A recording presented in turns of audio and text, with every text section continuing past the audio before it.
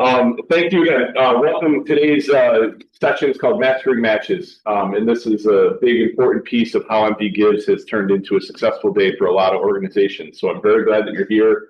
I think you're going to hear a lot of things that are going to seem like common sense, and I hope that's always my goal every day is to provide common sense to every situation we encounter.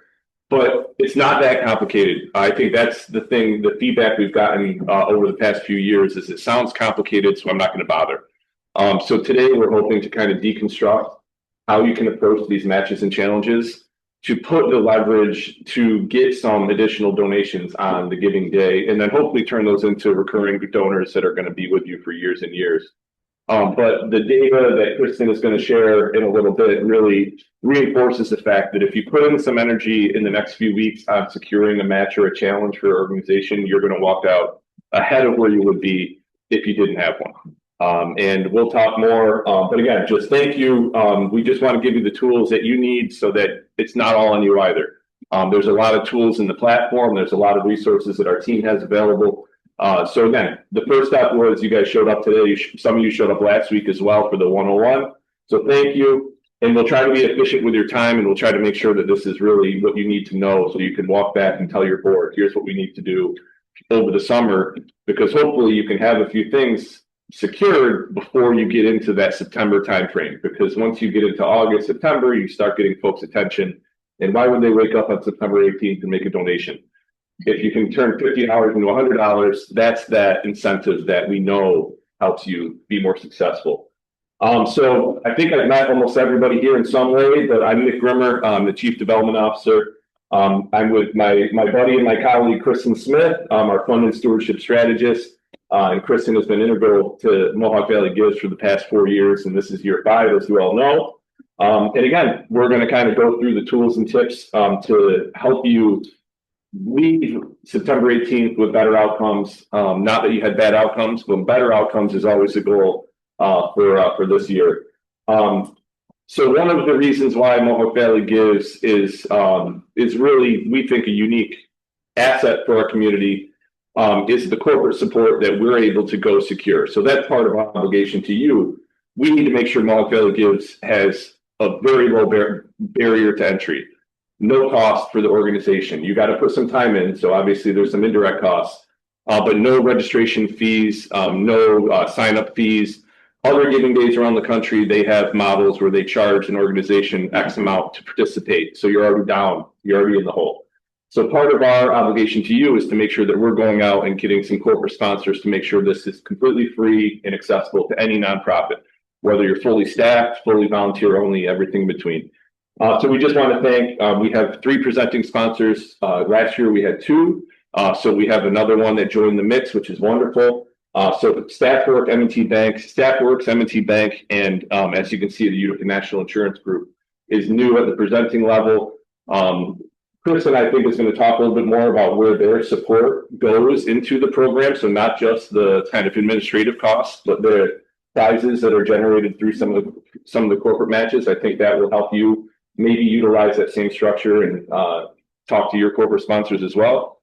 And then we also have an Excelsior sponsor, which is the next tier. And we have the Fleming Group at Baird came in, and they're a new sponsor this year. So we're very excited that, again, we think MP Gives is unique from a sponsor's perspective. I think you can all appreciate the fact that sponsors, corporates in our community, small businesses in our community get hit up constantly. Golf tournaments, walkathons, whatever event that an organization has, and they're all very important in that moment. So we're glad that we have such a generous corporate community. But we think Mohawk Valley Gives is unique. It's one way I talk to the sponsors about. They can write one check and indirectly support 440 organizations. Nothing like it. And then they can even customize their sponsorship to focus on a certain field of interest. Our friend at Staffworks, there's a sub-campaign for MP Gives. I don't know if there's any animal groups in the room, but there's a program that our donor from Staffworks supports directly through Mohawk Valley Gives as a match and challenge campaign of her own. So again, it's very unique. The nice thing about doing the work that we all do on the fundraising side is that we don't have any rules. We kind of make it for the sponsor. The Christmas money, the auditor. So again, we just want to make sure that we are aware there is a big cost to presenting Mohawk Valley Gives to our community. The outcomes are worth it 1,000 times over. So we're just very grateful that we have some corporates that are going to support this. And on top of that, the Community Foundation really puts a lot of resources behind MB Gives, which you're going to see a little bit more today. So I'm going to let Kristen hit some of our slides here. I'm going to pop in and out, but please make this interactive. If you have questions, make sure you don't leave here without asking them. I think if you have a question, I guarantee another organization has a very similar question. So anytime you can speak up, please feel free. And again, if there's anybody online, if you see anybody put anything in the chat, just raise your hand over there. Let us know. So cool. You're on to Kristen. We're in good hands. All right. So our session objectives today, they look like maybe there's a few less than last week, but they're no less important or meaty, I will tell you that. By the time that we are done here today, my hope is that you'll be able to analyze some data that will help you identify strong prospects as you go out and start to think about capturing some folks to help you with your match and challenge. We're going to help build your confidence and get you to be ready to ask those sponsors for support. And we also want to take a little moment and help you map out what your outreach network might look like for your organization, because I think a lot of us would be surprised when we actually think about it, talk about it, and we're going to see it on paper. It's kind of impressive to see really what that imprint might be for you. And that's a huge portion of making the match and challenge successful is definitely the promotion of that. So let's recap what we already know. We know that a match is ultimately multiplied giving, right? So pool of funds that are donated from a sponsor, individual, organization, in order to double or maybe even triple a gift that's coming from an individual donor from the community on the giving day through the platform. So match, multiplied giving. Challenge is just that. You have to do something in order to get something, right? So it's a pool of funds that is unlocked, it's earned when a certain group of criteria is met, whether that's a certain dollar amounts raised, a certain number of donations have been secured, the actual amount that the donor pledge is giving you is not unlocked until you meet that goal. So what else do we know? Well, we know that we set up our matches and our challenges in the GiveGab platform. And when you are logged in your own organization's dashboard, you will utilize this Manage Matches and Challenges section using this button here at the bottom of your dashboard. And we can certainly come back to this piece at the end. We have time planned so that we can work individually with you if we need to today or even as groups, and we can come back to that. But I don't want to take too much time there because we spent time there last time too. So, how is this all done? Well, we talked about this in the last session, but Tiffany, if you can flip. 4 steps. We're going to identify prospects. You're going to secure a sponsor, set it up in the platform, right? That's the boring part. And then promote the opportunity. So what we're going to do today is we're going to take these steps. We're getting to dive in. We're going to get some hands-on work done, talk about some examples, and put it into action. So identifying prospects. Now, in some nonprofit organizations, and even in higher ed, you'll hear terms like, what is somebody's capacity to give, right? Those actual wealth indicators. What are their, assets? Do they have that expendable income stream, right? You'll hear about their propensity to give or willingness to give, right? Are they truly, connected, committed, dedicated to you, your organization, the cause, that type of thing. Today, the way that we were looking at things is that we pulled out 4 factors that I'd like to dive into a little bit more. And the trick, it really is about data. And now I know, so I'm a spreadsheet nerd. Any other spreadsheet nerds in the room? Oh, okay, that's great. So you may have your own organization's data in a platform, a software platform. You may have it in some spreadsheets. You may have a little bit of both. I know some organizations use a software tool to track volunteers, for example. and maybe they use a different tool for tracking donors and gifts. But in any case, you need to take a moment and think about where your data lives. How many returning organizations to MD Gives are represented in the room? Okay, so returning organizations, you have a whole other group of data points that exist in the platform. So if you wanted to really just even look at what your history has been for MD Gives, you can just go into the platform and pull out that information and use that as its own set of data points. So you'll identify where your data lives. You want to pull that together. And then this is where we get into taking that data, filtering it, and thinking about it in these 4 buckets, let's say. So when we think about consistency, this is where, we want to see of your donors, who has been giving to you regularly? Who are those consistent supporters? It might be that someone is giving to you every year at the holiday time, and they've been doing that for the last few years. You might find that they are consistently, giving to you around a particular time of the year that might connect to your own mission or your cause.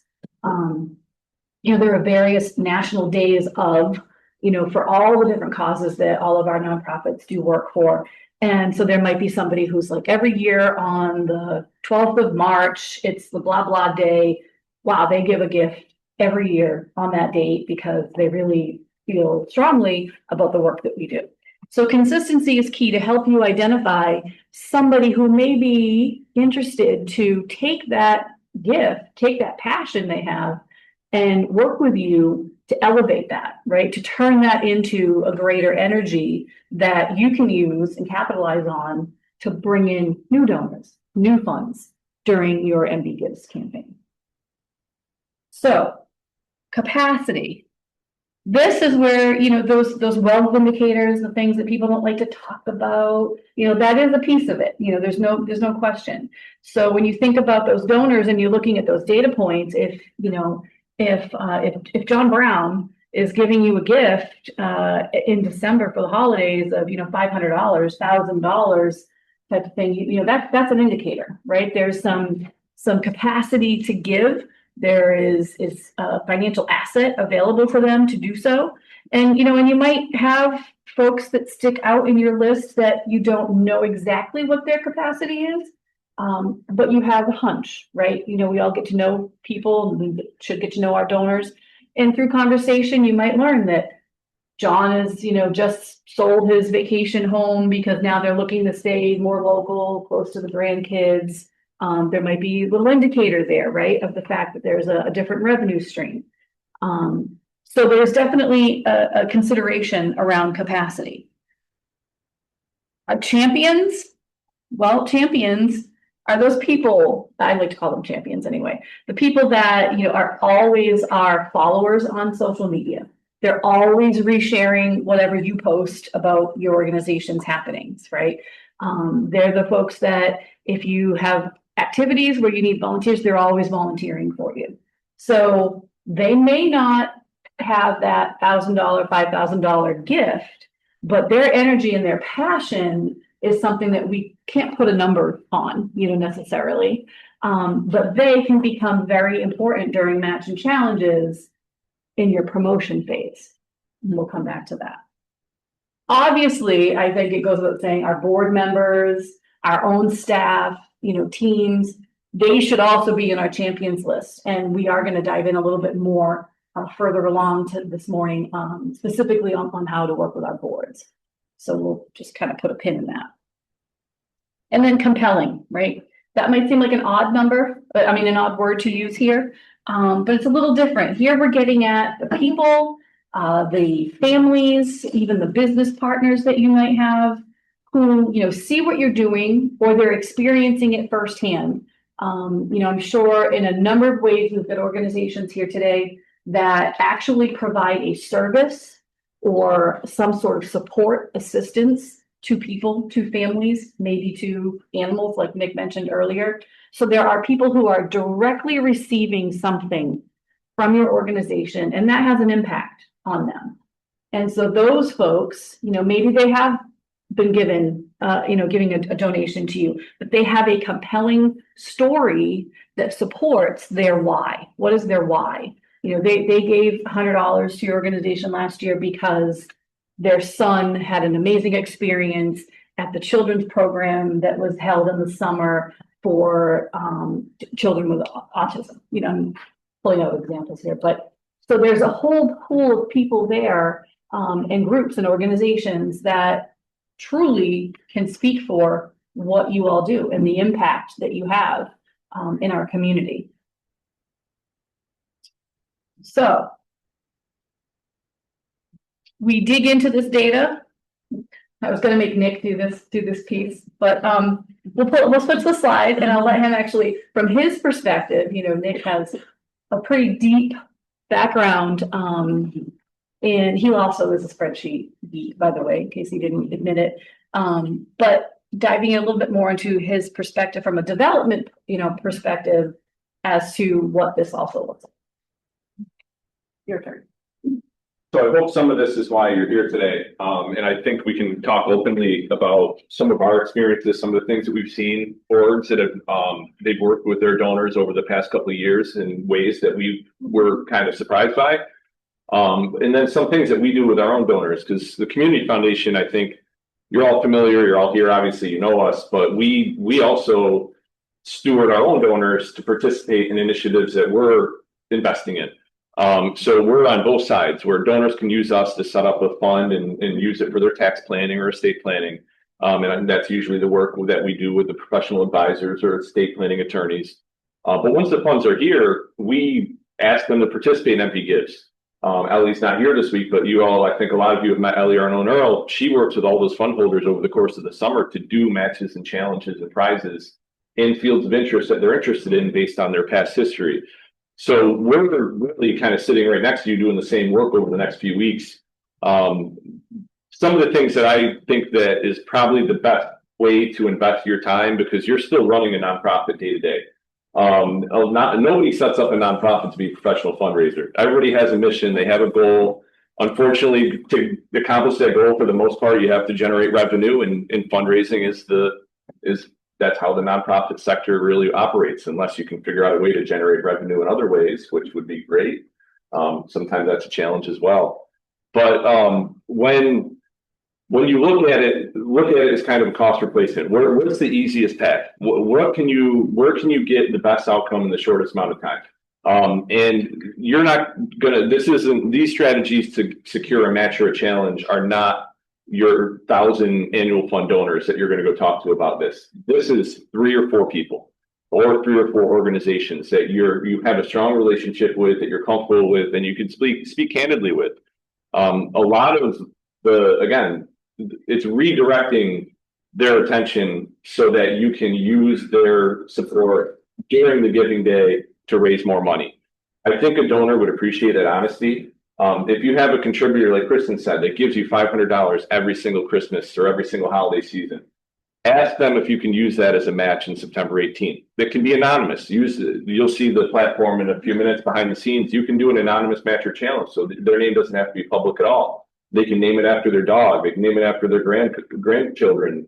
They can name it even better after their company to get a little bit of visibility as a philanthropic supporter of a nonprofit they care about. But this doesn't all need to be new gifts. Obviously, the spirit of Mohawk Valley Gives is to bring new donors into your portfolio. The easiest way to secure a new donor is to give them some sort of incentive. I always use my mom as the example. These guys are sick of hearing it. I don't think my mom knows what I do. I don't think she can explain what my job is. But she gets up now every September 18th or September 20th, whatever the date was in the past few years. And she knows that she's going to turn her $50 or $100 donation into $200 because she actually sorts the platform by organizations that have matches and challenges. And she'll only go through that list because she wants her $50 to be doubled. And she doesn't care who's putting up the match or challenge. She doesn't probably even notice that, but she just sees the New Hartford Public Library is getting 2 to 1 on every donation, $2 for every $1 donated. That's the audience that you're trying to appeal to. We're all too close to the work. We all know why everybody should donate everything they have to our organizations. We have to kind of get to that next tier of the community members who aren't in this room. and can't really see the bigger picture. They're not really looking for complexity. They're not looking for a big presentation. They just want, hey, I can give $10 and it's $20. Yeah, let's go ahead and do that online, and then I'll pay the fee too. That'll be nice. Yes, please. Your question now. Yes. Okay. Oh, thank you, Judy. We get friends of ours to do a match on our funds that are here. Yep. How do they go to our page and say so-and-so wants it on, my page? So do you mean if somebody has a donor advised fund at the community foundation? So we will help with that. So that's part, actually, I'm glad you're kind of getting on the script. Thank you for usually I'm going way off, but so we have a portfolio, I hate that word, but we have a portfolio group of 130-ish, 140 donor advised funds that we're the administrator of. Many of those people just do what they want to do. We're their bank. We're their charitable bank. They can send a grant request. We're going to fulfill it as long as it's to a 501c3. But we also work very closely with another cohort of those fund holders who really want our kind of hands-on support. If you have previously received support from one of our donor advised fund holders, or you're stewarding one or more to secure a grant in the future, we will load that matcher challenge directly into your platform for you. So we'll do that work for you if it's one of the donor advised funds that we hold, and that's very easy behind the scenes for us. It's a fund-to-fund transfer, super simple. As long as you get the donor to consent to issuing that matcher challenge, we'll obviously want to know if it's an anonymous matcher challenge or if they want it named. And if they want it named, we can put a logo right on there. There's Courtney. There's a lot. Oh yeah, go ahead.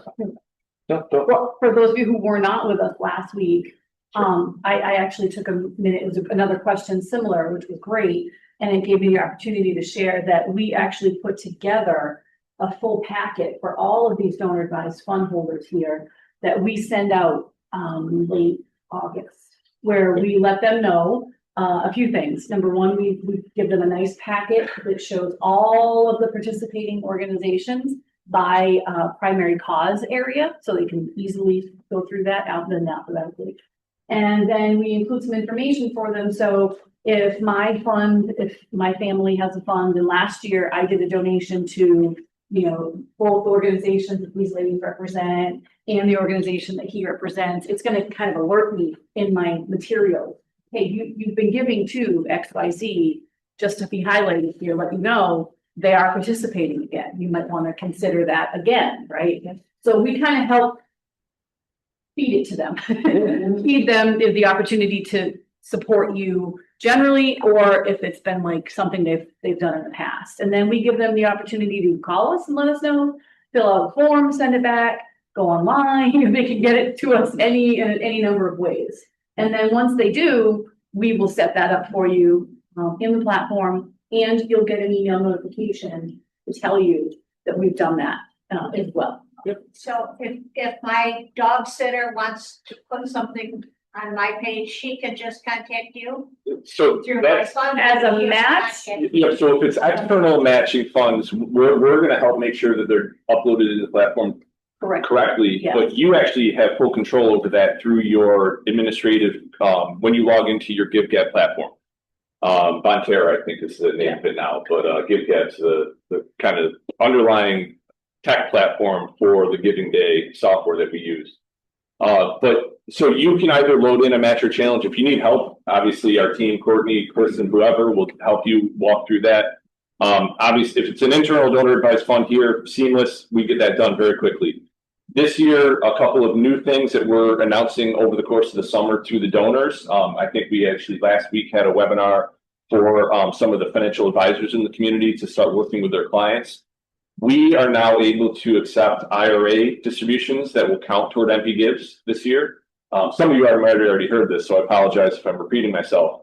But if anyone wants to direct their RMD, which then turns into a qualified charitable distribution, they can send it to us on your behalf, and we'll put it in your platform, and it'll count to all your prizes, matches, and challenges. Same thing goes with external donor advised funds. So that's external for us. We have the internal donor advised funds that we administer, but there's the Schwab's, Fidelity's, Morgan Stanley's of the world. They all have their own donor advised fund platforms. if you have a donor in your portfolio that has given to you from a donor advised fund from one of those sources, they can direct it either to you directly or to us, and we'll validate it, and that will go into your platform. So that's new for this year as well. Is there a deadline for those QCDs? There is the week before. The Friday beforehand. So we actually have, what we'll do, if it's not in the packet. It's gonna be sent out. Yeah, you're gonna get a copy. So we actually have a one sheet that we put together to make it super simple. Oh, not, again, less complications, the better. And it has the routing information, it has the tax ID, it has all the information that either their advisor or the donor needs to know to initiate the transfer. Wire transfer is also accepted. Same thing with grants from private foundations, so private family foundations. So basically, we're trying to open up ways that donors can give to their favorite nonprofits and make sure it's tax efficient for them. Yes, ma'am.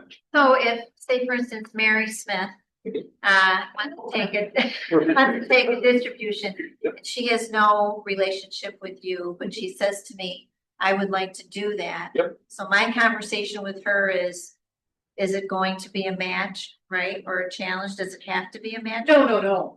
Okay, so then if she says, okay, I want to give $2,500 for my IRA. Yep. So then what's the next step? So that flyer is going to give the instructions. So we're going to accept it on your behalf. So it will be sent to the community foundation for the benefit of The family. Holy Family Parish. We'll validate it, make sure it was received in the time frame to make sure that we can still put it in the platform. And then we'll send the tax acknowledgement letter back to Mary Smith to make sure that that's fulfilled to show Is there you. a deadline? So yeah, the Friday beforehand. So the big day, it should be on everybody's calendar, September 18th is a giving day. So September 11th, which just happens to fall on that day.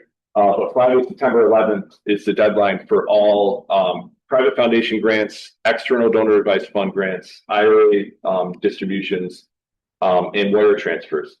My team's going to get very angry at me when I'm going to say the next thing I'm going to say. There is some flexibility, but please tell your donors, ideally Friday of the 11th of September, that would be the day. The one thing that we can't control, neither can you, is, and this we've experienced this firsthand, some IRA administrators only send out QCDs once a month. Some of them send them out in real time. Same thing with like Fidelity donor advised funds. We get some of them the day I get a text from a donor saying they're sending one, and we get that email later that day. I've had another donor say, hey, I initiated my Fidelity DAF grant and we didn't see it for 10 or 12 days. So there's no rhyme or reason. So again, control what you can control. So we're going to advertise that Friday the 11th as the deadline, the hard deadline. If a DAF grant comes in on Tuesday, the whatever, 14th, we will look at them on a case by case basis. How's your car rate going? So yeah, so to reiterate, there is material, a document and whatnot that every participating organization will get from us, and then that will be available also through the platform On the trainings page, so that you can easily take that PDF and email it to somebody rather than having to remember all the different pieces of that as well. And there'll be a public part of the giving day, the givemd.org website. In the top right corner, you know where you go and find your toolkit. There's going to be a toolkit for financial advisors, which will have all this information because they're the ones that typically will be initiating these IRA distributions, their DAF grants. Yes, Judy. And don't wait until the very end, because I tried to make a donation to a charity that hadn't got their paperwork. Yes. And community could not send, Until- let them participate with the match. So make sure that you call and tell them you're gonna do it. And that's, so I think kind of leading into that, Judy, in using these tax efficient ways. So the way I look at it is if people have put money into a donor advised fund, that money's gone. They can't recover that. They can't use it for their own personal interests. They can use it for their philanthropic interests, which is the whole point. So why not encourage them to spend that money? The whole point of those dollars, they're meant to be used.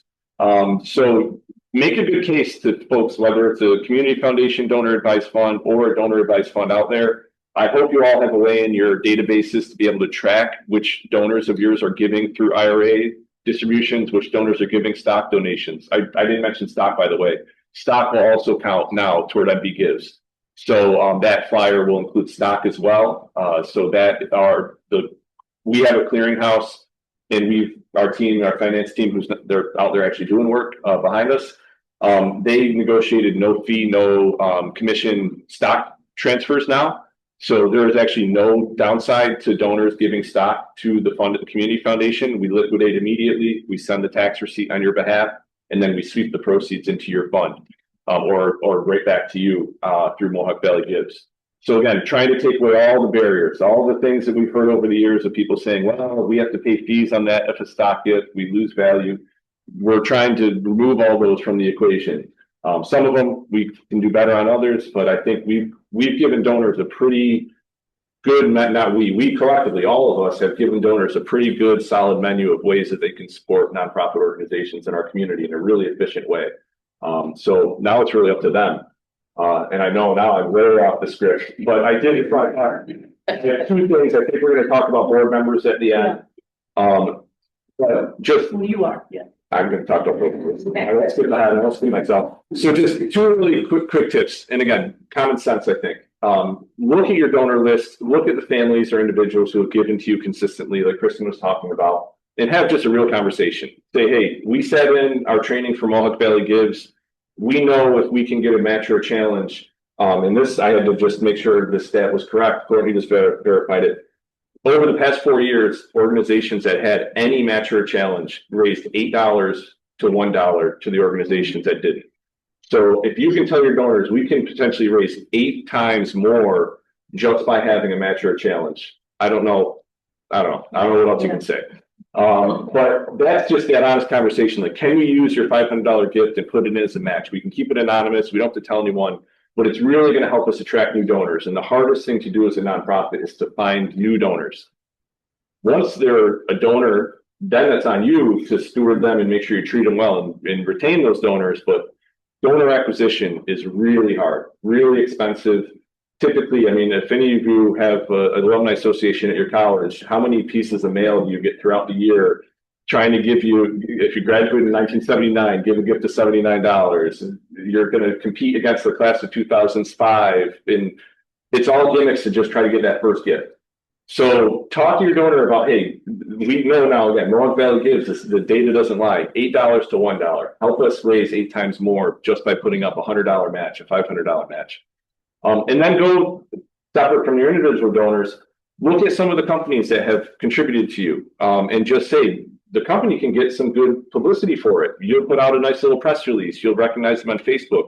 I know we don't have it up here right now, but you can embed their logo right on your Giving Day profile as a sponsor of the New Hartford Public Library. So we have the top tier sponsors that you see wrapped around the room that are sponsoring the whole Giving Day.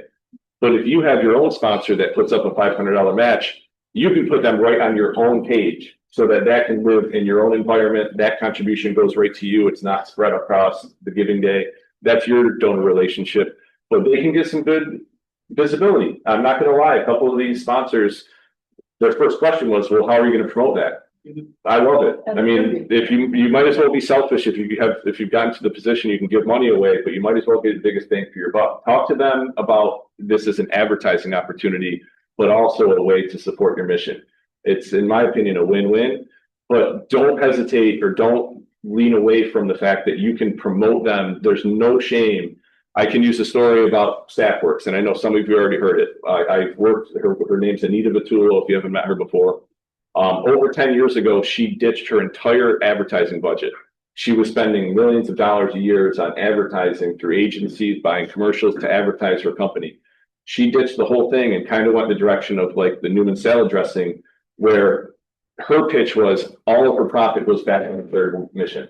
So she has told us countless times that she has done analysis to see, has she gotten better visibility with paid advertising or just promoting all her philanthropy? And her philanthropy's come out ahead by leaps and bounds. It's pretty amazing. It's great. I think somebody in an MBA program should do like a little case study on how that works in a community like ours.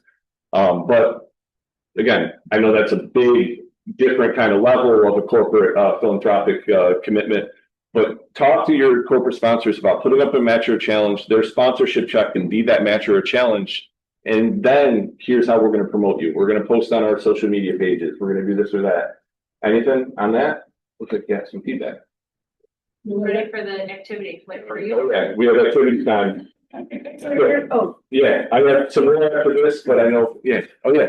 Hey, Jim. Right, Mr. Children, our event is over for the year, our fundraising's done. And I talked to people that contributed for yeah, 2026 and put them in the program. fundraising is never done, right? Or can I look We at wish. contribution for next year? Well, I mean, I would say that's up to you about looking back to maybe use this as an add-on to some of your sponsors from this year. But for 2027, package it right in the ask and say, you're going to get the big event, the ride, and we're going to promote you on our giving day in September. So it can almost be like a kind of double event sponsorship ask that you're going to put in front of your contributors. And then you can decide how much of that's allocated to what. 27, I won't realize that till December at the earliest. So this 27, or you'll get your contributions for December 27 and December of 2020, or excuse me, for calendar year 2027, you'll get them before the end of this calendar year. You're not all. Okay. So the collection of matches and challenges is really going to be on you guys. So you can decide if you want to talk to one of your sponsors. We mostly get ours paid in full up front. Some of them pay after the giving day's over, but we have a pretty good rate of return. I mean, we're not sending anybody to collections. But Talk a little more offline. yeah, I think I have some ideas, Jim, but I think this might apply to some others. If you know you have some dollars coming in at the end of the year that you have a high level of confidence. I mean, as a good kind of partner and steward, I wouldn't be afraid of putting them in as a sponsor of your giving day, as long as you have a high level that they'll be fulfilling their commitment. But it's a unique one. It is possible, right, to, if somebody wants to do this donor advised fund or whatever, to also make it, it doesn't have to be a manual. It can be as well. Yep, absolutely. And that's what we'll ask you when you tell us that you have one coming in. We'll ask you, is this an outright contribution or is this a match or a challenge? Good question. I'm sorry, I always have a lot of questions. So we do have time at the end for more too. Yeah. Oh, no, I just wanted to make sure we carved it in just in case. Oh, yeah. So if people want to donate to my fund that's here, do they have to go through me or do they just call you people and say, I'm gonna put the money in the fund? And On the then giving day, Or anytime. anytime? Yeah, they can either let you know, but we'll take care of that transaction. If any organizations or individuals have a fund here with us, please just tell them to text or call me, Morgan, Kristen, and we will walk them through the way to make that contribution and we'll send the tax receipt. Good question. Okay, and then you save it in my fund until I use it for something else? Yep, Okay. exactly. all Yep. right, so every table Yeah, is going to right. get a sheet. Oh, Go ahead. one question, sorry. Love it. Last week, there was the conversation of if an individual wanted to put forth money for a match, it would go directly to our account and then sidestep the system, so to speak. Right, you wouldn't. In this case, with the donor advised fund or IRA or stocker, let's say, Yeah. and we send them to you. Yep. How does that routing work from a fund perspective? So that actually would, if your organization has a nonprofit agency fund with us, then it would go into that if it's through us. Okay. And then you're getting it notified regardless. And then you can decide, when MD Gives is done, do you want to have a distribution from that nonprofit agency fund directly to you and you deposit it wherever you'd like. Or if you don't have a nonprofit agency fund with us, then that QCD transfer, whatever that other item is going to sit in a temporary account, so to speak. And then you're paid out. Yeah, our board set up an MD Gives pass-through account. That would be like after giving day. Exactly. The week after, we're going to start cutting checks. Okay. And I think we're going to do we're shooting for 2 rounds of checks this year for the full distributions. Or is it still, we're going to try for 1, right? Really long as they're getting- Communication will come out as it gets closer to the giving day, the specific date and what you should expect. That's But questions when you're. it doesn't change. What's important to say is what it doesn't change is that when you're sitting down with a potential donor and they say, yes, here, I'm going to write you $1,000 check and you're going to put it in as a match for the first $1,000 raised. You You take know, that check. you take that check, Yeah. you deposit it into your own bank account. You do not enter it as an offline donation into the platform because the platform is going to money, sort of pretend it's in there already. Yeah. And it's gonna match each gift up to that amount. If you add it as an offline donation, it's gonna throw off your numbers. Okay, will help. I mean, again, all this stuff sounds more complicated than it really is. The platform is super user friendly. And you'll get reminders Yeah. from us. And we will review the matches that Yeah. are set up and the challenges that are set up to make sure everything, books right. We can do a lot of troubleshooting to fix Yeah. things, so don't stress out.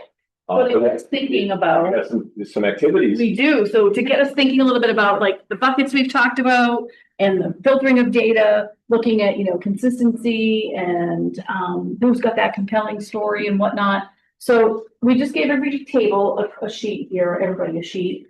There's a few fake donors listed on this sheet with some information. So we want you guys to take a minute, take a look at it, and as a group, talk about maybe who might stand out, who might be your first go-to to ask for support for a match or a challenge. And then we'll come back together, we'll think about why you chose which person, and see if it helps pull all that information we're sharing, into a real life example. So we'll give it like 2 minutes.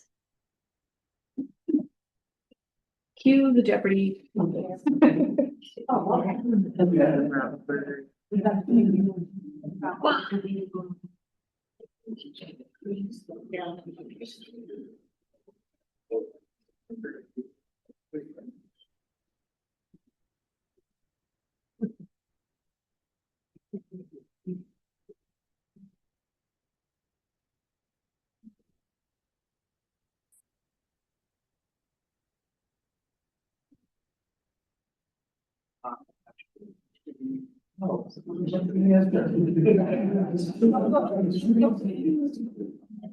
No, I know. Right. Right.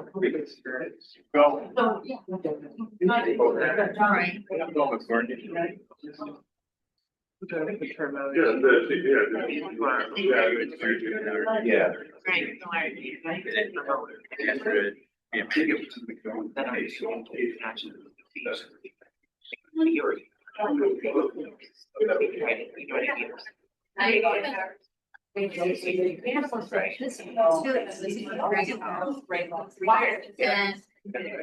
It's a tough part, but you live.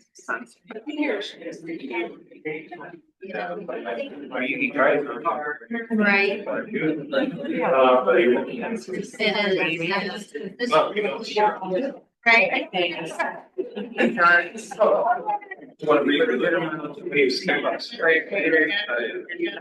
Not that much, but.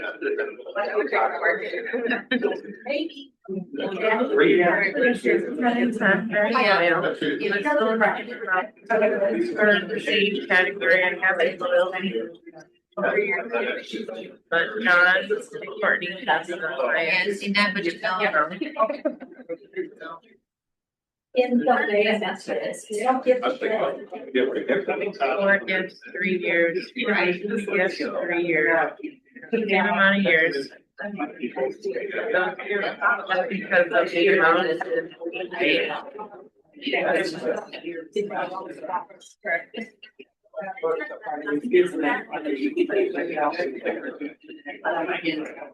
Yeah, no, the rate.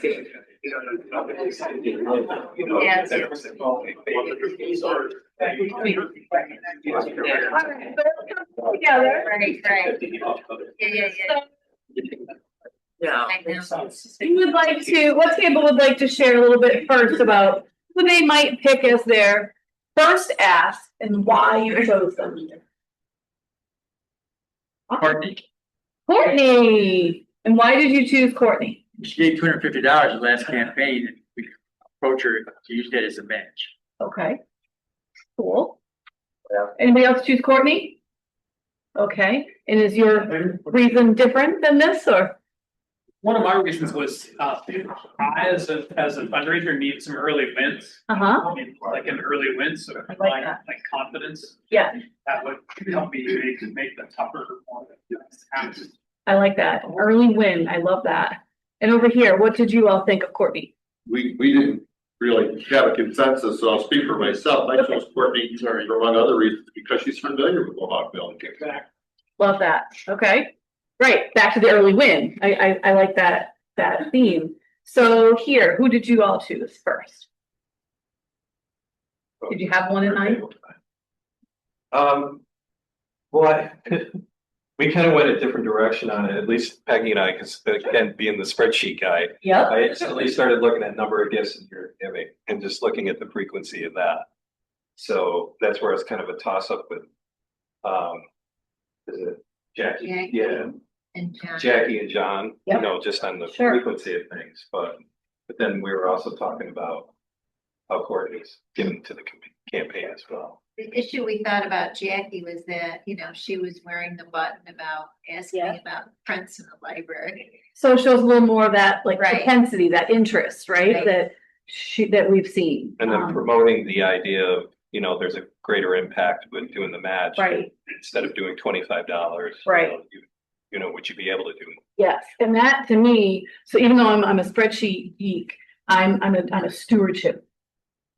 I'm really passionate about donor stewardship. So to me, what you're speaking to is the opportunity to give Jackie this like kind of new interest, right? You're letting her take her gift and amplify that effect without her having to, you know, increase her amount if that's just what her budget allows, right? So you're giving her this kind of renewed energy, new opportunity, letting her feel, you know, a little more empowered with her gift. And that is a huge part of stewarding our donors, right? That's how we keep them engaged.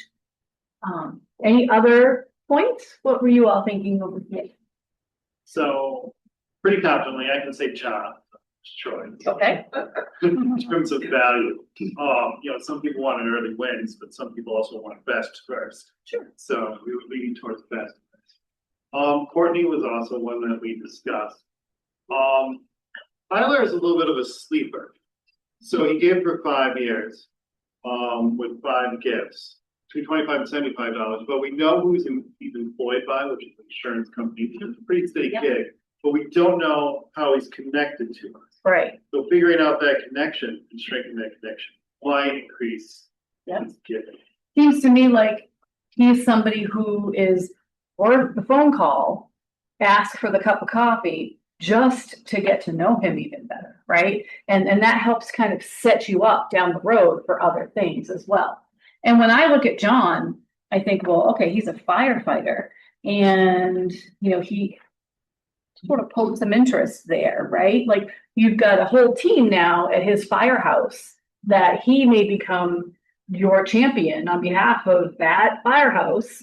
And now you have an even bigger impact, right? So even if John is at a point where maybe, you know, he's back to being able to do $50 at a time as a group, the ABC firehouse may come together and choose to pool money and offer a match, or at least you'll see maybe multiple folks donating. So there's interesting pieces, right? When we dig into this and see the angles really, right? But I love this early win. Starting with the early win is so beneficial to not only you as an organization, but then to the donor involved as well. Awesome. So we can move forward. We're going to kind of breeze through a couple of things. We'll let Nick give a little 2 cents on this as well. And then I also want to talk about some of the tools that we have before we dig into the next part of the process.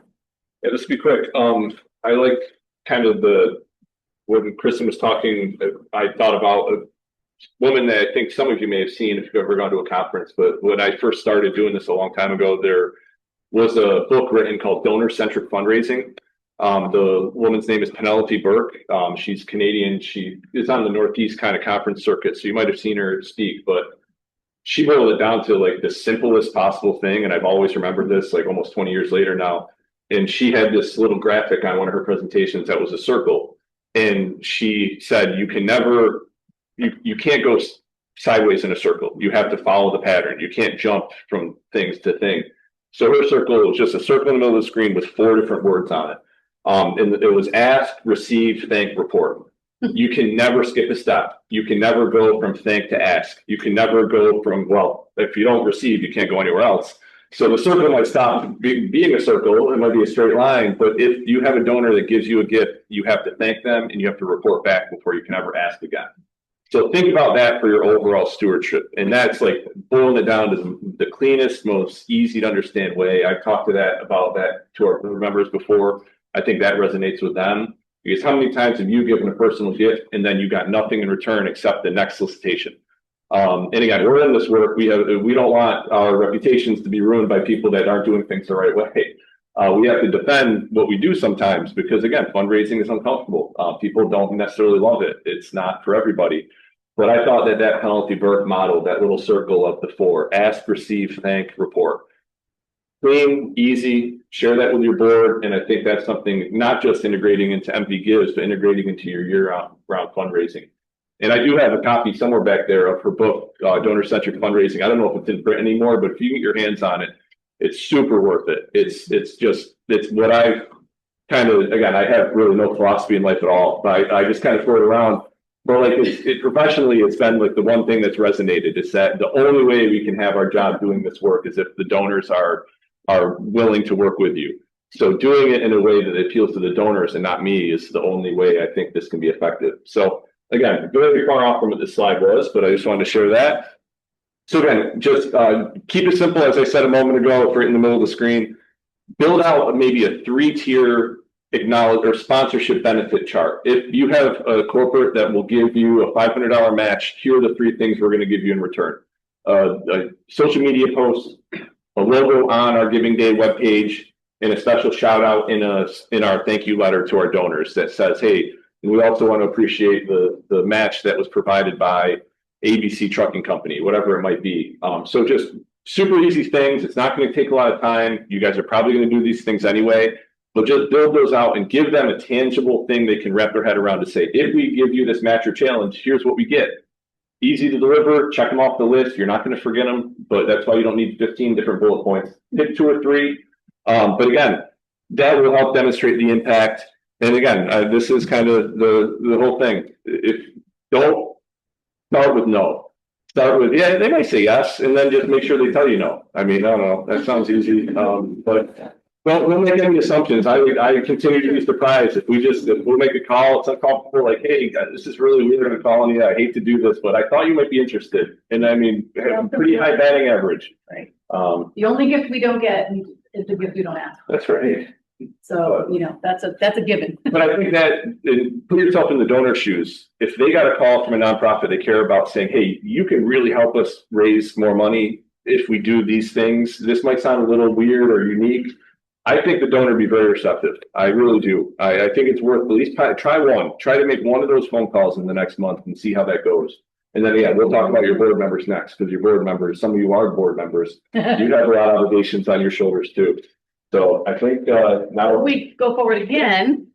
We're going to thinking about that securing, right? It's sort of a four step again, back to that circle. You need to invite the conversation in, right? So this is where, again, I guess my old schoolness will come out. I'm going to date myself, but sometimes you need to just pick up the phone, make a phone call, right? But know your audience. So I put this here really as a way to remind ourselves that everybody's approach is going to be different. And depending on who you're talking to, what they might need from you is going to be different. So while I might be okay getting an email from you, somebody else might really prefer to have you pick up the phone and call them, right? So, and at this stage, the only thing you're doing here is asking for the conversation. Meet me for coffee, come by the office, let me come by your office, whatever it is. So you need to invite that conversation in, and then do yourself a favor and do some prep work. And in your folders, you'll see we have a little handout, and these will be available on the training part of the website as well. But take a minute to think about what do you already know about the person or the organization that you're going to meet with? You know, what don't you know that you maybe need to get at in this conversation? But ultimately, what is the goal of the conversation? And take some time to pull some basic information like we've shown you here that will help you shape the conversation, shape even the goal or what Nick was just describing as far as the opportunities that you might put in front of them. As you get through this, you might realize that what you thought going in, by the time you're done with your prep work, might be completely different what you decide to actually ask them for or have a conversation about. Then you're having that conversation, right? Which is probably the toughest part, but yet should be the fun part. It should be, you know, a bit about sharing information from your side, and you know, every conversation is an opportunity to raise awareness about your organization and its mission. And then it's an opportunity to learn something, right? I always try to think when I've been with a donor or another organization, I want to come away knowing something I didn't know before, right? And something that helps me give insight, whether it's to help them in their philanthropic journey or to help the relationship between them and my organization. So the conversation, you know, should be fun. It shouldn't be, you shouldn't have to sweat that, right? And then the stewardship comes. So part of that stewardship, we've also included a couple of items for you. One being a checklist that you can use if you are going to be setting up a match or challenge with someone. And then this is helpful for when you are putting things into the platform, because you want to make sure everything's accurate, right? Like that's a really important piece. I am somebody who has been a stickler for making sure that if I'm writing you a letter or I'm writing an email or whatever it is, I want to make sure I spell your name right. I mean, that's huge. And for someone who's Kristen, I get a lot of I-N versus E-N. And I really am conscious of making sure that I'm spelling your name right. It's your identity. So we want to make sure all of our data for our donors and what they are looking to do with their dollars is accurate. There's also an example of a match challenge agreement that you don't have to use, but we've had more and more people asking us about this. And this just helps, again, set expectations, clarify, you know, for accuracy. And these tools are also in your packet. And then obviously the thank you, right? I mean, the thank you, I don't know about you, but I don't think anybody can be thanked enough. And if you accidentally send a thank you message 3 times, great, right? That's fine. So that is that part of that stewardship. And when the event is done and you've all raised millions of dollars, send that next piece to say, wow, celebrate that success. That closes that circle. So, good to flip.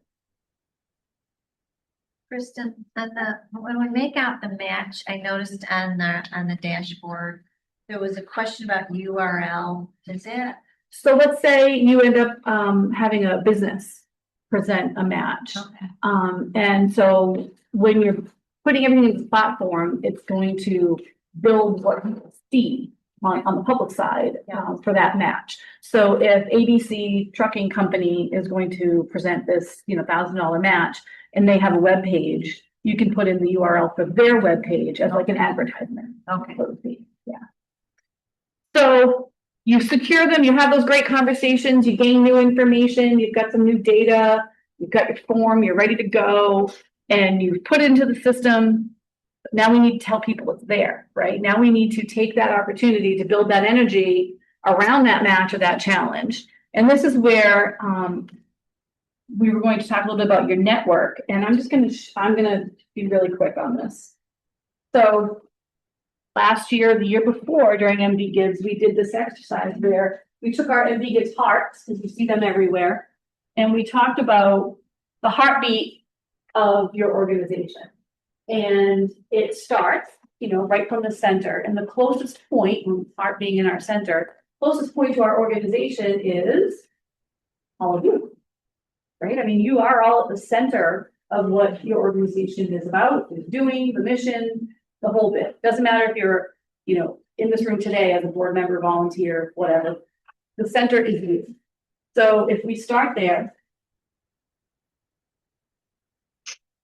you personally all have a network. friends, families, acquaintances, other companies and things that you work with as an individual, right? So there's a whole lot of connection points right there. At the next level for our organizations, we start to see that heartbeat build out. And at that next level, that might be our organization's board members, might be volunteers, more staff. And now each one of those people has a network, emails and social media and whatnot, right? Then for a number of organizations, we have service-based missions. So now you have an individual, a family, and keep repeating that. They all have a network of God only knows how many people, right? Friends and family, acquaintances. From there, we get the community. And this community are all the people that drive by your office, you know, if you have an office, a physical space. There are all these people that might stumble upon a post on a social media platform. Maybe they see a news article. Maybe they see a community foundation post about your organization. And now all of those random people, they have a network. And when you think about this and this ability to touch and share, I mean, it's like from what seems small, you know, it builds out in such a way that even if you don't have a million names in your database, you actually do have the potential to have a network to touch those million people. And this is where promoting is important, because here you will have all of these touch points that you can reach out through by starting in the middle, saying to your board, we're going to email you messages that you can put on a post, you know, one for next week, one for the day before MD Gives, you know, that kind of thing, spoon feed, right? And there's a bunch of this also in the MD Gives platform in the toolkit for you. And you're asking not for dollars, you're asking for support. Hey, can you share this? Can you share out on your social media? You know, and we're doing it from personal level. I call my sister, hey, can you go reshare my post I just did on Facebook? Not asking her for her donation. I'm just asking for the click or the email forward or that type of thing. And you want to make sure that when you're doing this, you know, you want it to tell a story. So I might share a piece about why I give to the American Cancer Society breast cancer campaign, because my mother is a 30-year breast cancer survivor. So if I know that I have somebody in my network with that story, I might talk with them about using their story in their post to help propel that along. And the call to action is important. So in this case, I'm going to throw out there, wow, my organization's got $1,000 match from Susie Q, and we want to make sure that we get all $1,000 of that. So please join me in making a $10 donation. Your donation will be worth $20 with the match. You want it to call people into it. Use that energy to bring them in and let them see that they can have a double or triple impact with their gift. And then obviously celebrate success. So again, you want to use the emails and the socials, note cards, handwritten note cards still go a long way to make sure that you're able to give that energy back to the original donor, right? And if you have, let's say it's $1,000 match, and you have 10 people that you see, well, the first 10 people that made a donation and all 10 of those were matched, maybe those people need a note card that says, thanks for participating. You were one of the first donations to get matched in the XYZ match. So your gift really meant twice as much to us. We really appreciate that. Splitting that up, not just a social post, not just an email, but some of those handwritten pieces, they mean a lot, and it can be super short, right to the point. Thanks for supporting us during MD Gives. Fine. I mean, it really doesn't need to be very much there. We're going to hold on to that thought for a minute. So I know I'm watching the clock for you. So we're gonna do one more thing where we want you to actually, we're gonna give you more than 2 minutes on this one. But let me, sort of paint the background here. We're gonna talk about Courtney, that donor that was on your sheet earlier. And gonna give you a little bit more background.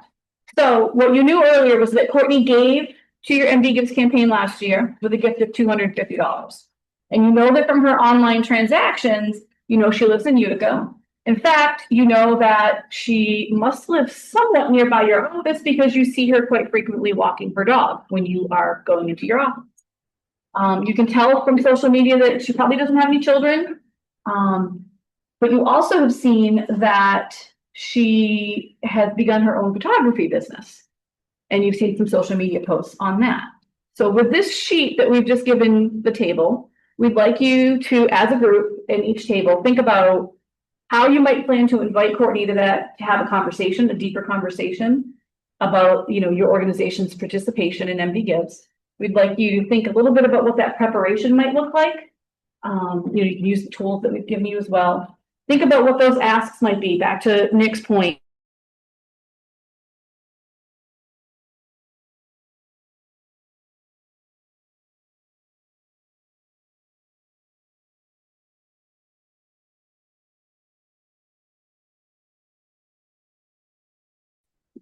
Of that, okay.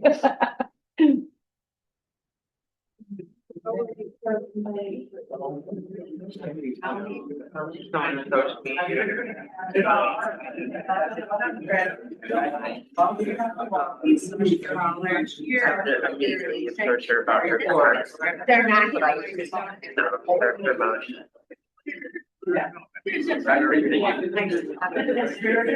Spirit, yeah. Each other. Yeah. They're all. Help each other out. Think they ought to just put it out. I'm trying to think.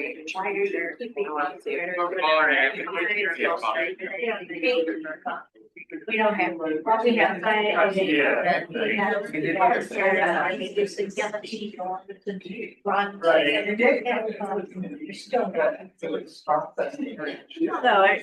I'd be like, oh, I see you walk by that.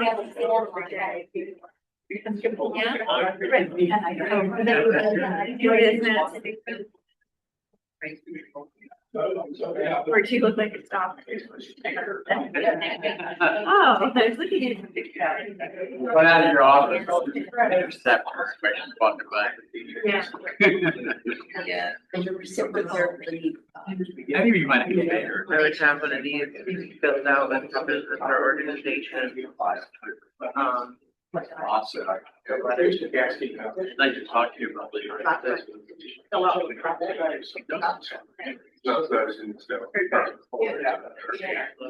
And then you see now she's. I would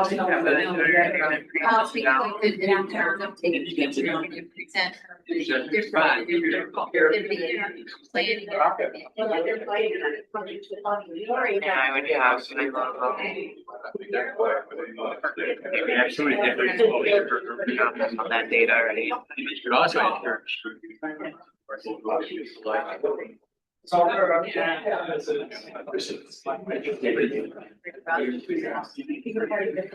Yeah. Should you do a Promotion on social media, getting her website out, these types of I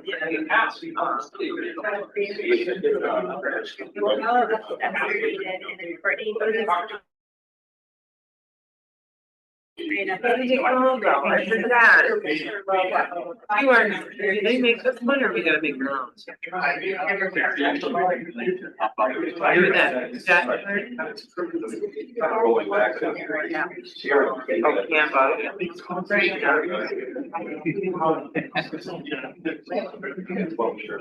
Now you just have to do it, right? I really have good attention from every around.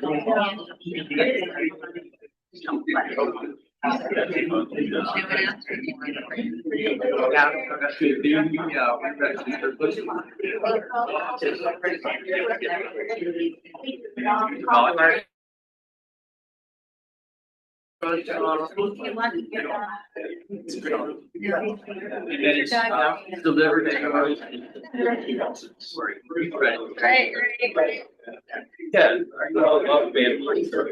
Yeah.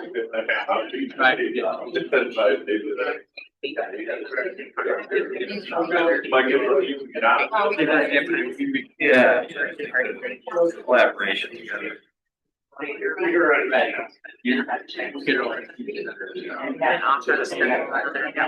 Try to get to where.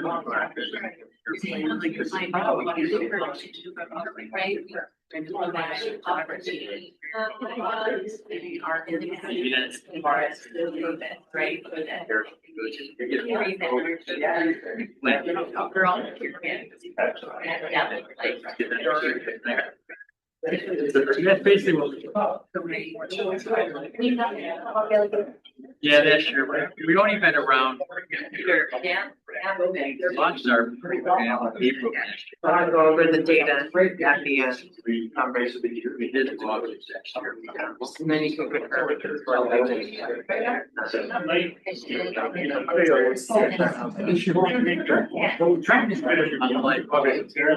know.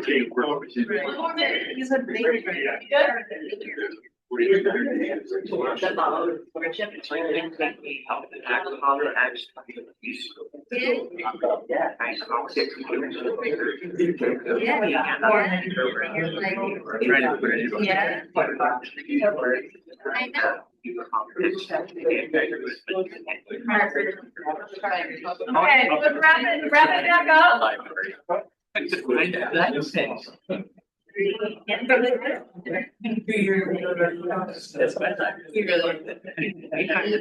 His mom actually.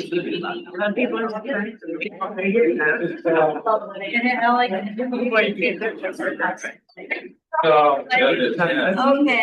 Yeah. It's different. Okay. So let's talk about Courtney. I love this part because technically, you know, Courtney's right over there. This is not her bio. Courtney does have children. They're adorable little rugrats. So, okay. So Courtney, what are we thinking will be the approach to ask Courtney to meet with us and what that messaging might look like? Who wants to give me a little? Well, actually, Frank had a really good idea in opening up the conversation with asking her to take some photos for our organization. Love that. Easy, back to easy win, right? Easy little way to open that door, get that conversation going. Other thoughts? Make sure you know the name of the dog and spend time with the dog. Absolutely. That's what he thought was to buy a box of milk. Love that. Okay. All right. So we open that door up. We say we'd like to also talk about the photography. We're going to get together with Courtney, right? So now we're prepping beforehand. What are those key items that maybe we want to make sure we make note of or things we want to look at? Anything? We talked about looking her up and seeing what type of photos she specializes in. Because again, we were looking at the Sure. engagement angle, getting Yep. pictures taken, things of that. That makes sense. So we're looking at what I'm hearing, I think, is that we're looking at moving Courtney from just this donor, right? One-time donor. Now we're looking to capitalize on that, excuse me, by looking at the business opportunity. And maybe there's sort of a moving her into a sponsoring opportunity around that. Okay. Other items that pop How up? much she gave in the past and when she gave it. Absolutely. So you're reviewing her past history. That's a good step, obviously, in the preparation. You're looking at her recent photo business, and thinking about, you know, those items that might help pull the two together. Yep, What business she used to be in. good point. Photography. Sure, that's a good point too. And I guess part of the conversation, right? So what led you to move away from something to into the photography? That's cool. Yep, back that. Yep. Yeah, I would maybe just check with board members to see if they have that. they have a relationship, or Yes. they know someone in Yeah. her circle, that maybe make that our introduction to or provide some information. Absolutely. I think that, you know, speaks also to utilizing your network, right? You know, even here at the community foundation, for example, we, you know, oftentimes among our teammates will go in and say, hey, I got a call from M&T Bank, you know, they had a question about maybe being part of our corporate sponsorship, blah, blah, blah, you know, what else might I need to know? I thought so-and-so worked with them, you know, I mean, you can never have too much information in order to get yourself prepped to go into any one of these conversations, right? That's awesome. So what opportunities do you think would make sense to approach? Back to, you know, Nick saying have 3 or 4 things. What might that look like for you? Well, we could actually promote each other. You know, she can promote us by her photography or, you know, Right. we could use on our Facebook page or any events, and then we could promote her as well. Yes. So are you getting to a actual sponsorship ask? I think we were going to go in and talk about a match or challenge, but maybe we've actually shifted here and it's a straight sponsorship. Could be another piece, right, of consideration where you might be thinking she's great for an ask for matching dollars or challenging through her photography other donors to come to the table and do something specific, but perhaps it's more of a sponsorship. Does she have other clients that would be interested in? Exactly. Does she have other people? Right. And then from a stewardship perspective, what are we doing next? That handwritten letter, thank you, I love that. very tying. Yeah, and because maybe it's not decided in that moment even. Maybe it's you've put it all in front of her and you've left her with a nice, you know, document or something. And then there's that handwritten note. So glad we had a chance to have that conversation. Hope you've, you know, taken a few minutes to look at the materials that we left. I'll give you a call, you know, next Tuesday and we can touch base or something along those lines, right? So now, real quick, what we didn't ask on the sheet, what if there's the no? What if she says, well, you know, I don't think I can put up, you know, a match amount of money. Is it all done right there? No, okay, cool, good. Sure. Okay. So I think, you know, what I'm hoping that you all see is that there's value in the data here, you know, and really thinking about it, but thinking about it maybe non-traditionally and a little differently, and taking that time. And it's never going to hurt to ask to have the conversation, right? I mean, yeah, maybe she's just new to the business or whatnot, but I think when you show interest, which I think is what Nick was getting to earlier, you show interest and you show opportunity and you have that positive energy, you go in upbeat, it makes a big difference. So Nick is going to talk about the board before we wrap up, because that's also a really important piece. So kind of leading into Charles' statement about an easy win, early win, nothing's easy, Yes. early win. We have a board of trustees over my shoulder. They have a give or get expectation. I think if everybody has heard that phrase before, again, makes uncomfortable sometimes because some people are not joining the board necessarily to give, but you need your board to be a support of your organization before you can go outside. We don't do this on the community foundation, but we have actually recently gone after a couple of grants for some projects that we're involved in. And we started noticing that there's questions on some grant applications that ask, does 100% of your board give back each year? That's a loaded question. And the way that I read it was, it's black or white? Is it yes or no? If you can't say, well, I have 24 trustees and 23 gave, but one of them didn't, it's yes or no. So give or get is a really important thing when you're orienting a new board member, when you're even just having a casual conversation about their interest in joining the board. Are they aware that there is that need? We do have some of our fund holders, not many, but we do have a few that say, I don't want to give to an organization if all of the board doesn't give. Can you guys find out if they're all contributing? That's their prerogative. That's their kind of philanthropic mission and goal. That's something that we talk a lot about in our boardrooms. What we did for MD Gives. So up to before MD Gives existed, we always sent out like the fall appeal to our trustees, a warm and cheery letter. Thank you for your commitment, this and that. Here's an envelope. We would love to see you return this by December 31st. We've got a little bit more kind of open about that conversation with our trustees in the hopes that then they can kind of start sharing that with some folks in their group. the first 2 or 3 years of MV Gives, all we did is we said, would every trustee give $100 each and create the board award? And that was a prize pool. I think at that time we might have had 20, 21 trustees. Everybody give 100. So it didn't matter if it was a multinational business owner on our board or the reverend from the church down the street. $100 each. That was all we're asking. We took that cumulative pot, say that turned into $2,000, $2,100, and there was a named award in the Mohawk Valley Gives platform called the Board of Trustees Award. Clean and simple, and everybody responded positively. Everybody made their gift. Actually, our team at that time created a custom giving link to track it, to make sure that we saw who was clicking on that link when we sent that email. So that was helpful information, but they all gave through the board award online donation page. And then we used that as a general prize for the whole platform. It wasn't targeted to one organization or one field. It was just one of the random general prizes for the day. So go and talk to your trustees. Everybody give $50. If you have 10 trustees, that's $500. Call it the New Hartford Public Library Board Award.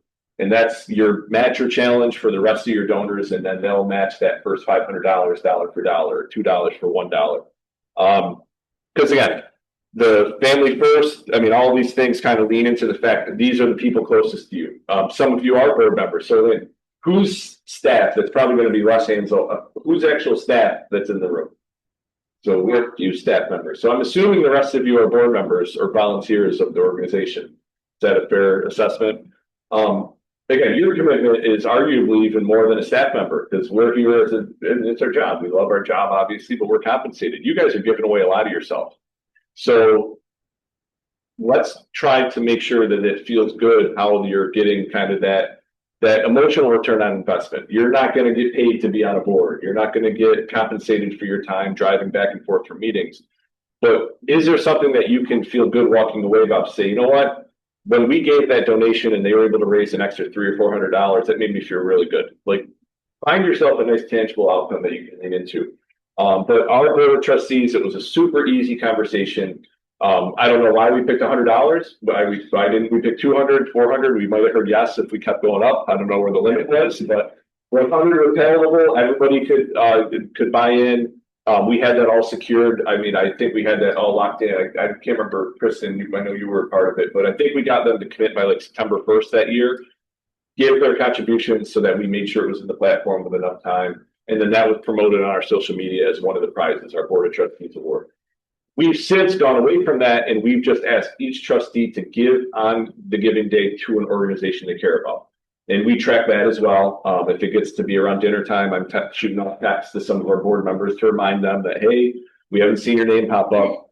But so we did have the board award. It wasn't unsuccessful by any means. It was a great thing. But now we did get feedback from some of our board members saying, hey, I want to give to this organization. And we thought, you know what, instead of telling them what they have to do, do what you want to do, free will, but give on the giving day. It's important that all of our trustees, if you go on that list and you go and check the giving day kind of roll of donors, you're going to be able to match up everybody. And I'm really proud of that. So we do have 100% board participation on MV Gives. That's our board commitment now. So it's no longer give once a year on any day of that 365 days. Our board's give or get requirement is now give through Mohawk Valley Gives. And that's it. And it's worked. So maybe that's a conversation you can have at your board table. But if you have any kind of offline questions about how we have those conversations or kind of the email that we sent to introduce that, I'd be happy to send that text to you and you can take it and use it on your own. But I think that we wanted to leave a few minutes for Q&A. I know Kristen's got one more kind of slide. So again, the board of trustees are the lowest hanging fruit. Clearly, board of directors, board of trustees. The next is focus on the folks who can give in those tax efficient ways. If they're of a certain age, the IRA contributors, people who have a good post-tax brokerage account, stock account, talk to them about sending stock to support your organization. Look at the donors in how it helps them first, and then how it will help your organization next. Make sure that they're giving in a way that helps them, that make sure they're getting the biggest bang for their buck. And then obviously then you can kind of wrap it in a nice bow and say, and this is also really moving the needle and helping our organization. So it's a win-win all around. And then use the platform I know you got kind of instruction sheets in here, but the platform is super easy, super seamless, super user friendly. We're here as your backstop, so we will make sure, like I said, we review every single match and challenge and prize, whether it's one we put in or one that you put in yourself. But we want to make sure there's no snafus on September 18th. And again, we got a pretty high batting average of avoiding issues, which is something I'm very proud of. So I think, do we have any online questions before we go into the room? Quick one. So do you recommend that we run our match for the whole week or just on the giving day? Do you guys have any feedback? Because Feedback we had for everybody, even last week was, it's really up to you and your donor, right? So the donor can decide if they want to leave it open for the week. It's probably an even 50-50 on that. If you say leave it open for the week, then it could be that the match is met really quickly, and then you don't have that type of thing to like drive more donations on the giving day. However, you have a celebratory item that you can use on the giving day as well, and a thanking, piece. Or you can talk with them about running it just for the giving day and really use that energy to boost and call to action. So it's probably a 50-50 on that. I mean, so here's the kind of elephant in the room. You're going to get that gift anyway. So even if somebody puts up $1,000 match and you raise $800, they're still going to give you their $1,000. So it's really marketing. It's again, being confident and letting them know that, hey, if we fall short, will you still fulfill the gift at that level? It would be extremely rare if you had one of your own donors that didn't give you their gift no matter what. But you can also then use that as a match or challenge. So I just wanted to, we shared this last time. You guys are not in this alone. We get quite a lot of email. Hello at email. It's not here. So if you guys have any questions, please reach out, email, call, whatever you need. We're here. I think we'll kind of wrap it up. Thank you very much, Nick and Kristen, for a great session. We really appreciate it. But we'll wrap it up and let those folks on Zoom go, and we can do some one-on-one Q&A. Photo area. We've got a photo area. We have a leaders table. We've got a lot of snacks. Please help yourself and stick around. Yeah. So, yeah, Peggy, please. More than one match. Say you have two matches. Do they run simultaneously? You can enter one and let it run. It all depends on the timing you want to do. So if you put them both in and they both run for the week, they will match. So if you have two one-to-one matches, they'll run. So if I give $50, it'll be matched one-to-one by match one and one-to-one by match two. So it'll be 150. Structure it. You can stagger them so you can let that one. Yeah, actually, Peggy had a really good question that might be something that you might think of later on. If you have more than one match, do you run them at the same time or do you stagger them? So it's up to the organization. Like Courtney said, if the platform will support it either way, but if you have them run at the same time, if you give $50, the Smith family match and the Jones family match will both give $50. So it'll roll. But you can then maybe do some strategizing and make sure that the first match is fulfilled and then launch the second match and put a big social media post that say, hey, based on the outstanding success of our first match, a new family has stepped up and has now issued a new challenge to our donors for the rest of the day. And that's another reason to reach out too, right? So you hit whatever your initial match was, right? But wait, there's more, right. So there's a lot of marketing you can do with that as well. And psychologically, I know the money is the same, but do you say that it's double or triple? Sometimes people think, oh, it's going to be tripled. So yeah, do you know what I mean? So we've had donors, the Mobility Foundation, a partner, has issued some kind of tiers of matches over the years. They've all seemingly been successful, no matter if it was 2, 3, or 4 to 1. I don't want to say that it wasn't more appealing for the donors that were giving 4 to 1, but that 8 to 1 stat that we shared, so $8 raised, $8 more per match or challenge, was based on any match. So that could have been 2, 3, 4, 1. But that's a good question. I mean, that might be something to ask your board. Like that, maybe that's a soft entry. Maybe you ask your donor and say, hey, you know what? If this was you on the other side, what would be more appealing to you? Yeah. And then throw them the pitch to say, hey, by the way, do you want to put up that match? So let's say you had, for ease of numbers, like say you had three $5,000 match awards given. Yeah. Now does that get all squashed up together on giving week or giving day, or like, because you were mentioning you can promote it as levels. So say I already have that money given, you know, say I got the agreement this month or whatever. Yep. So then giving week comes. Yep. You're saying I could stagger that Yeah, basically as a communication and say, you know, this first round was given by Smith family, you know, this match is say 2-1. Exactly. And then we can say, well, we got this other gift through here. I mean, it's not being mischievous, but you know, Being strategic. yeah, basically. Yeah, oh, that's how I look at it. I think it'd be easier. I know in a couple of weeks, the platform, like we go through different phases of the platform. So right now we can't actually show you that on the page. We can in a couple of weeks, but we can't push it ahead. But yes, you can have a match you secured weeks ago that goes in on the giving day. The timing really behind the scenes doesn't matter. Yeah. But the promotion of it, like I think it's really the kind of the main point of your question is how to make sure that they're getting individualized recognition. So making sure that you have the platform loaded with their name, logo, if it's a corporate sponsor, have like a direct link to their website or their social media channels. But that's all customized right inside the Giving Day platform. And then kind of going to Peggy's question, then you can say, is it a staggered match that goes in 3 phases, or is it going to happen simultaneously and it's going to just match it until? Yeah, because it might be varying ones at different ratios of match, You got it. or is it just one giant lump? Yep. Yeah. Single ratio. Yeah. Okay. Yep. But we have that flexibility. Absolutely. Absolutely. Okay. Yeah. Okay. Yes, sir. We're a new organization and I think we're gonna have a goal of getting 100 donors. Awesome. So would it be good strategy to have challenge donor gift at 25 donations and then maybe 50, 75? That's wonderful. That's great.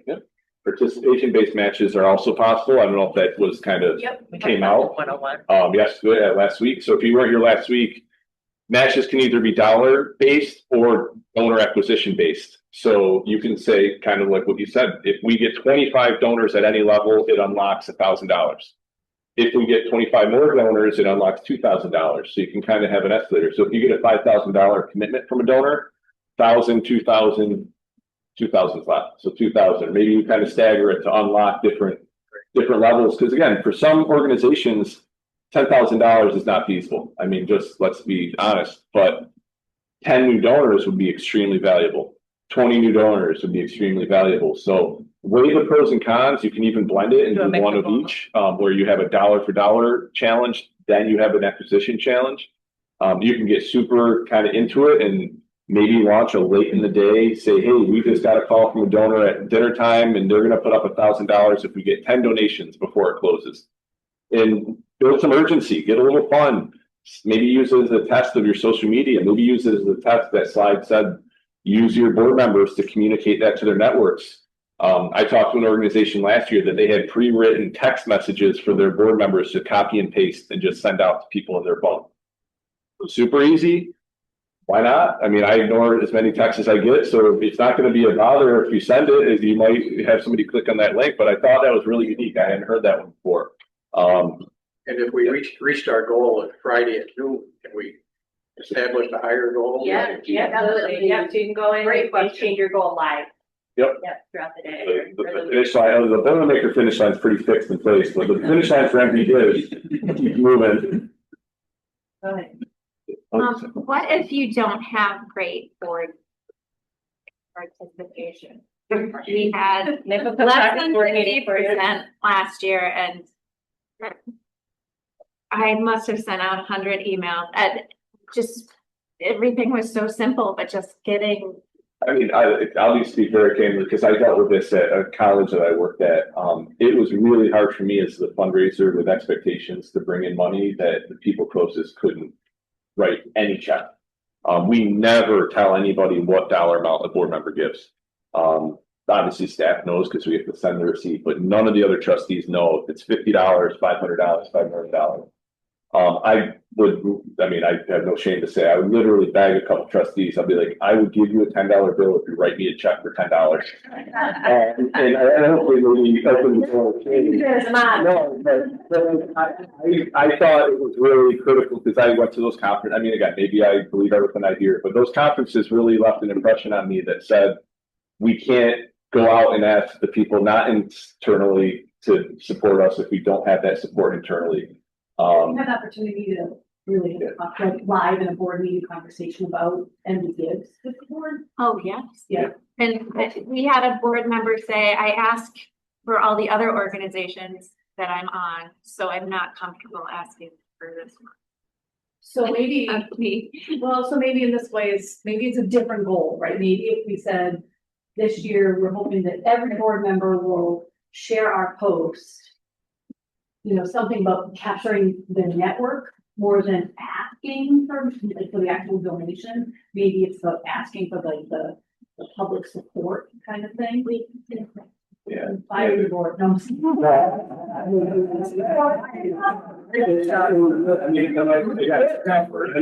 might not be the right person, but I'm happy to attend any board meetings. I do this a lot where I'll go and talk about the essentials of being effective fundraising. I would be happy to share that it's unheard of that you don't have 100% participation. I'll come in without any knowledge of what your situation is, and I say, it's not even an expectation, it's a must. You have to get 100% by the board. If you're not giving back at any level, at not whatever the value is, whatever's important to you, give something back, because that's the only way we can go out to our external constituents and ask them to support us. I mean, it's a reality that a lot of these grants, and again, I know Charles, you're in the grant world too. We have seen grants that are now written from large funders that say they will not consider an application unless you can show them you had 100% board participation. And all joking aside, I will share that I've been on that side of the organization where years ago, I had a board that I inherited, you know, for a point in time where we had a conversation around, are you all the right people here? And are we right for you? You know, and sometimes they're hard conversations, but in some cases, there were a couple people I encountered that were like, I really felt bad. I didn't want to walk away, but I am stretched too thin. You know, when you're hearing like, well, how many boards are these folks on? You know, and maybe that's part of the problem. I mean, you know, everyone's, you know, we don't like to have those conversations, right? But maybe there is an opportunity that's kind of coming to fruition just in general around some re-energizing of the board and maybe the board is possible. Happy to. Yeah. What is that, August? Let me know. I got you. But that's what, I mean, that is above beyond empty gives. That's a But whole I nother know job. it's really uncomfortable. I mean, I'll be very honest. It's hard to have those conversations in a boardroom, but if somebody's on your board to kind of use that as a builder of their resume or kind of a ego boost, I have no problem with that as long as there's a nice return on that investment. Yeah. So again, that's tough. I mean, that's why a lot of boards have term limits. They've instituted term limits. One of the challenges in our community that we hear over and over again is that there are a lack of folks that are willing to serve on boards. So our pool is relatively small. So that's why we see so much duplication. Nothing I'm saying now solving that problem, but I just making obvious statements. So again, that's not MB Gives, but it kind of is. So I know we got swag bag. Get it out there. Some really good takeaways, fill a bag with the goodies. Yep, please help yourself. It's a nice notebook, by the way. It's just a general, if they don't like MB Gives, it's a nice notebook. Thanks, Nick. Candy. All right, now I think we'll do some one-on-one. That's Judy. So my last question. Please.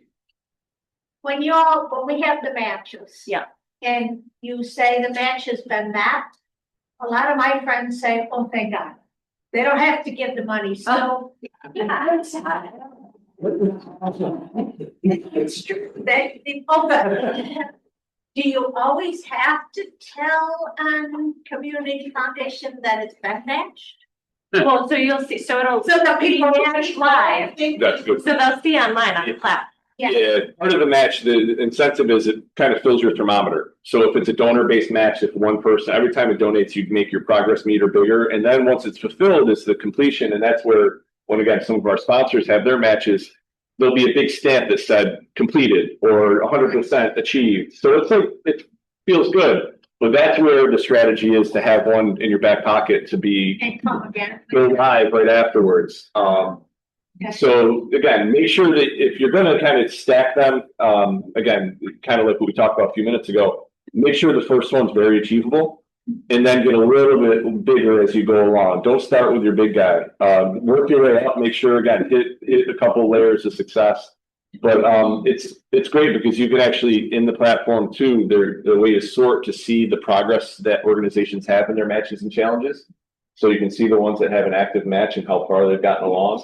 As a donor, on the donor side, so they can shop around. So if we've seen some folks that have gone on late in the day and said, hey, we got a few organizations at 98% progress. We're just going to make that gift to push them over the edge. It's fun. It's a little bit of a game. I get it, but it's that every year, and it's really, I watch to see who didn't make the match, because that's who gets the money. I not making a match yet is a waste of money. You gotta, Don't leave it on the don't table. leave money on the table. Tell your board that maybe that's your board statement. We're leaving money on the table. Yeah. We're not getting the return that we should be getting if we had 100%. But I'm very happy to help. But please, You know your board members. we're over time and you can Only one that can. do what you need to do, but if anybody wants to stay. Yeah, it's like, yeah. Thank you, everybody. Thank you very much, everybody.